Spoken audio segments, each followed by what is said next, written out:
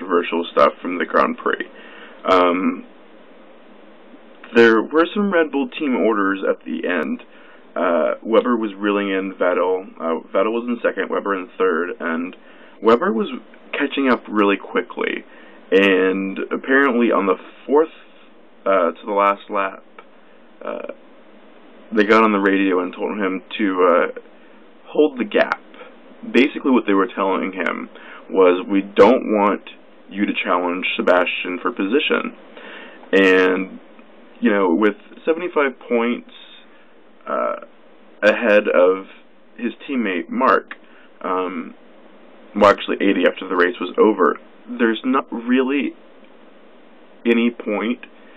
There was not really any point in Mark trying to push Sebastian for the extra few points he'd get. You know, because it's probably not going to make a difference. It's going to be very hard for anybody to catch Sebastian Vettel, and I understand Mark's philosophy, and that's, you know, if I catch 2 or 3 extra points here, that could make the difference.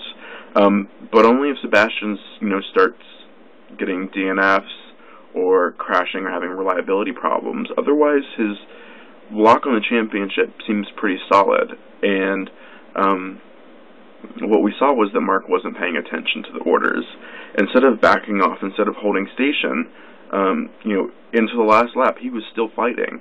And so I think, you know, part of that's frustration on Mark's part. I think he's frustrated that Sebastian has, you know, run away with the lead in the championship. That, you know, Mark's still being still perceiving himself as the number 2 driver.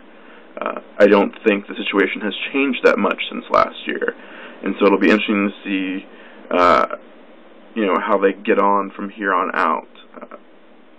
I don't know. I think Christian made the right call, and that's, you know, if you flash back to Turkey last year, you don't want this kind of this rule, that the cardinal rule of you know, F1 is that you don't get made out, and that no matter how bad things go, as long as, you know, both teammates finish, you get the points, that's really what matters. And I think Mark's having a hard time playing second fiddle to Sebastian for a second year in a row.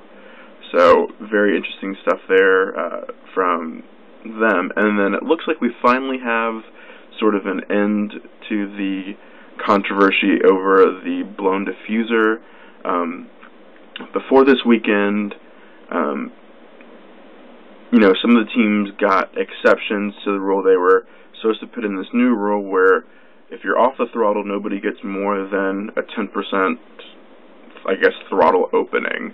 And basically it's this trick where Formula 1 teams have figured out a way to keep dumping fuel and creating hot exhaust gases that flow out over the rear of the car, creating extra downforce. And they were supposed to put this new rule into effect, and then everybody started, you know, oh, this is going to drastically affect our reliability and how we run our cars. And so it looks like all the teams have signed a letter saying we need to move back to Valencia spec, which basically just means we all run not the same engine maps for all the teams, but the teams aren't changing the engine settings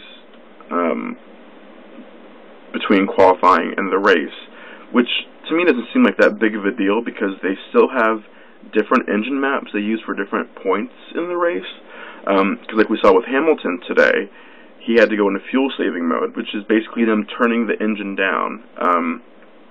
A leaner fuel mixture, him starting to short shift, so they still have customizability in there. It's just that they have to run the same thing, you know, all weekend long. So hopefully that's over now.